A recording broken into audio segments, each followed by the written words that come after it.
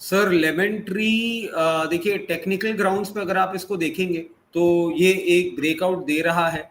और अगर हम इस पूरी इंडस्ट्री को देखें तो पोस्ट कोविड जो एक नया कंसेप्ट आया है जिसकी हम बहुत ज्यादा आजकल बातें भी कर रहे हैं, योलो, उसके कारण से ट्रैवलिंग बढ़ गई है। But frankly I don't understand any good reason behind buying this counter as of now.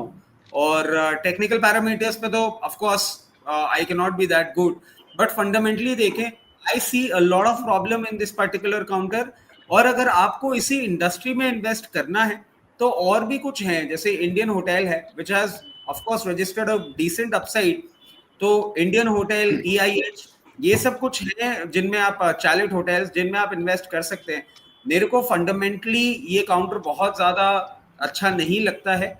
और मेरी राय में तो अभी भी अगर आपको if you getting some money exit इस इंडस्ट्री में रहना है तो और भी अच्छे काउंटर्स हैं, उनमें इन्वेस्ट करें।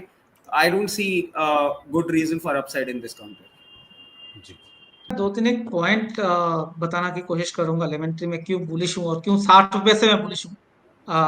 टेक्निकल तो अलग पार्ट है, तो टेक्निकली वो ब्रेकआउट है एंड ऑल दैट, पर फंडामेंटली मैं थोड़ा सा बताता हूँ। लास्ट 10 सालों में होटल इंडस्ट्री परफॉर्म नहीं किया। अगर आप ध्यान से देखोगे 2010 से लेके 2021-22 तक होटल इंडस्ट्री में कोई भी मूवमेंट आपको नहीं देखने को मिलेगी, चाहे वो इंडियन होटल भी आप क्यों ना पकड़ लो, जो नंबर 1 ब्रांड है। जैसे रचित जी भी बोल रहे थे, मैं उसमें भी मेरा होल्डिंग है पर्सनली। एंड तो हुआ क्या है, अभी जो करंट गवर्नमेंट है उनका फोकस जो है इस इंडस्ट्री में एंटरटेनमेंट, होटल, ट्रैवलिंग, टूरिज्म में बहुत ज्यादा बड़ा है लास्ट 4-5-6 सालों में। एक नंबर 2, जो लेमन ट्री की अगर बात करें, अगर आप उसका बैलेंस शीट उठा के देखोगे तो फ्रॉम 2012 से लेके 2020 तक ये लॉस मेकिंग कंपनी हुआ करती थी। यहाँ पर ज्यादा कोई प्रॉफिट आपको देखने को नहीं मिलेगा, बट लास्ट 2 साल, 1-1.5 साल लॉस मेकिंग से प्रॉफिट मेकिंग में आया है। राइट। तो आप तीसरा जो इम्पोर्टेंट चीज है, जो सबसे इम्पोर्टेंट इसमें पार्ट जो चेंजेस हो रहा है, इनके जो कैपेसिटी थी उन्होंने 1 साल के अंदर 1.5 गुना बढ़ा लिया है, और अभी 500 करोड़ का प्रोजेक्ट और भी आ रहा है इसके अंदर, जो अभी आपको बैलेंस शीट में उसमें नहीं दिखेगा।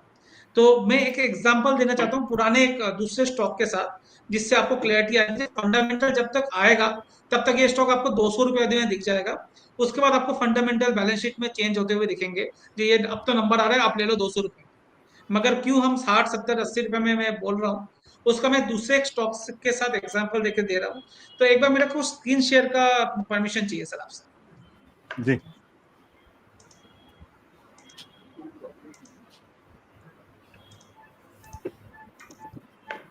तो आई बिलीव मेरा स्क्रीन आपको दिख रहा होगा। जी, सर एक स्टॉक हुआ करता है सर, AGG। 2017 की बात है। मैं आपको चार्ट पहले स्क्रीनर पे लेके जाने की कोशिश कर रहा हूँ। 2017 से पहले अगर आप देखोगे, इस स्टॉक का जो AGG का धंधा है वो 1400 करोड़, 1600 करोड़, 1200 करोड़, मार्च 2017 तक 860 करोड़ था। आपको ये दिख रहा है सर? हाँ जी सर, दिख रहा है। मैंने कलर भी करके दिखाया, जी करेक्ट? जी, दिख गया हाईलाइट। तो यहाँ पर धंधा में और नेट प्रॉफिट अगर देखोगे तो ये 2017 तक -44 करोड़ था। 4 करोड़, 36 करोड़, 81 करोड़, मतलब एक छोटे से रेंज में, एक ही रेंज में प्रॉफिट ये बना पा रहा था, ज्यादा कोई प्रॉफिट नहीं बना पा रहा था। अब चेंजेस हुए 2018 के बैलेंस शीट में, अगर आप देखोगे तो ये 800 करोड़ का जो सेल है वो 2700 करोड़ हो गया, और 2019 में जाके 6500 करोड़ हुआ। मतलब 800 करोड़ का 6500 करोड़ हुआ है, 2 साल के बाद आपको बैलेंस शीट में देखने को मिला है, करेक्ट?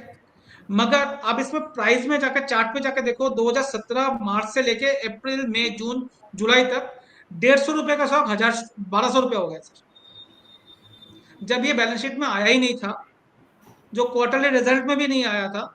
ये स्टॉक आप मंथली चार्ट में देखोगे तो आपको दिखेगा, मार्च में ये 150 रुपया, 200 रुपया हुआ करता था। ये स्टॉक आपको 2018 का रिजल्ट आने से पहले पहले ऑलमोस्ट 2000 रुपये हो चुका था।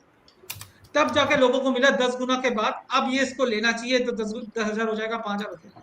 तो अब ये प्रॉफिट बुकिंग का टाइम आ गया था। तो मेरे कहने का मतलब होता है जब कंपनी लॉस मेकिंग से या कोई चेंजेस हो रहे हैं तो आपको वो फंडामेंटली बाद में देखने को मिलता है, बट मार्केट को पहले मालूम होता है हमेशा। ये हम एज ए टेक्निकल एनालिस्ट हमें ये मानते भी हैं कि market no supreme, market supreme है, मार्केट को पता होता है, हमें नहीं पता होता। कुछ तो चेंजेस हो रहे हैं, हमें नहीं पता क्या चेंजेस हो रहे हैं। बट अभी अगर मैं लेमन ट्री की बात कर रहा हूँ, सेम एग्जांपल लेके मैं इसलिए समझा रहा था, तो लेमन ट्री में पीछे बहुत कुछ चेंजेस हो रहे हैं। जो इनकी जो कैपेसिटी है 1.5 से 2 गुना बढ़ चुकी है। इनका बैलेंस शीट में लॉस मेकिंग से प्रॉफिट मेकिंग में आ चुका है। तो अगर ध्यान से देखोगे आपको अभी नहीं मालूम चलेगा, 6 और 12 महीने के बाद के क्वार्टर रिजल्ट में आप देखोगे इसमें बहुत बेहतरीन रिजल्ट आते हुए दिखेगा। तब तक ये 200-250 हो चुका, मतलब यहाँ से हमने जहां से रिकमेंड किया 60 रुपए से वो 4 गुना हो चुका होगा, उसके बाद वो दिखेगा। तो मेरा मानना है शॉर्ट टर्म में अगर कोई प्रॉफिट बुकिंग करना चाहे, ट्रेडिंग करना चाहे, अलग बात है।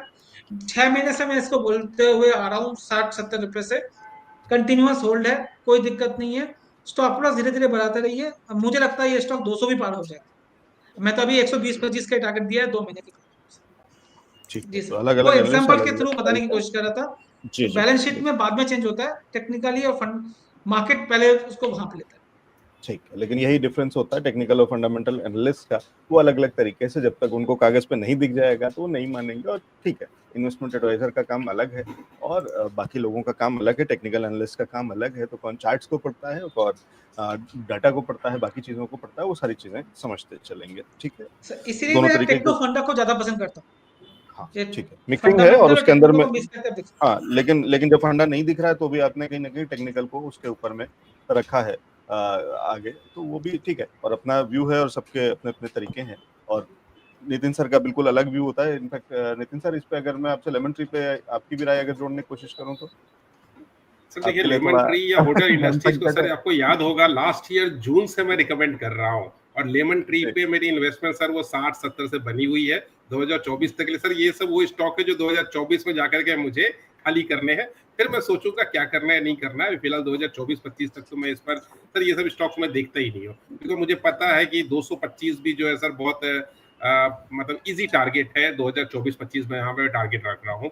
सो इसी बात से आप समझ सकते हैं मैं पिछले साल से होल्ड किया हुआ, और आपकी चैनल पर सर कई बार मैं 2022 में जून जुलाई से कंटिन्यू इस पे मैं बोल रहा हूँ कि होटल इंडस्ट्रीज के अंदर में आप इंटर करो, बिकॉज जो इन्होंने डेटा दिया है कि लास्ट 10 साल से नहीं चला था, नो डाउट मैंने भी इस डेटा को देखा था, और मुझे लगा था कि वहां पर अब ये फंडामेंटली भी अभी चलने वाले हैं। बैलेंस शीट में डेफिनेटली अभी फिगर जो है वो जब इनकॉर्पोरेट होंगे तो उसका इंपैक्ट आएगा। और इन सब के अलावा नंबर्स एंड प्लैनेट्स जब सपोर्ट दे देते हैं तो फिर सारी कायनात मिल जाती है उसको चलाने के। बिकॉज मैं जिस थ्योरी में बिलीव करता हूँ तो वहां पर एनर्जी पर मैं कोई क्वेश्चन नहीं कर सकता और ना करना चाहता हूँ। वो एनर्जी अपनी एक अलग ही लेवल पे गेम खेलती है, फंडामेंटल्स टेक्निकल सब उसके हिसाब से सर सेट हो जाते हैं। तो लास्ट ईयर जून जुलाई से ही मैं इसको कंटिन्यू रिकमेंड कर रहा हूँ, आज भी बोलता हूँ इंटर कर सकते हैं तो कर ले। लॉन्ग टर्म नजरिए 2024-25 के लिए रख के छोड़ दे सर, ये सब स्टॉक आपको बहुत बढ़िया रिटर्न देने वाले हैं।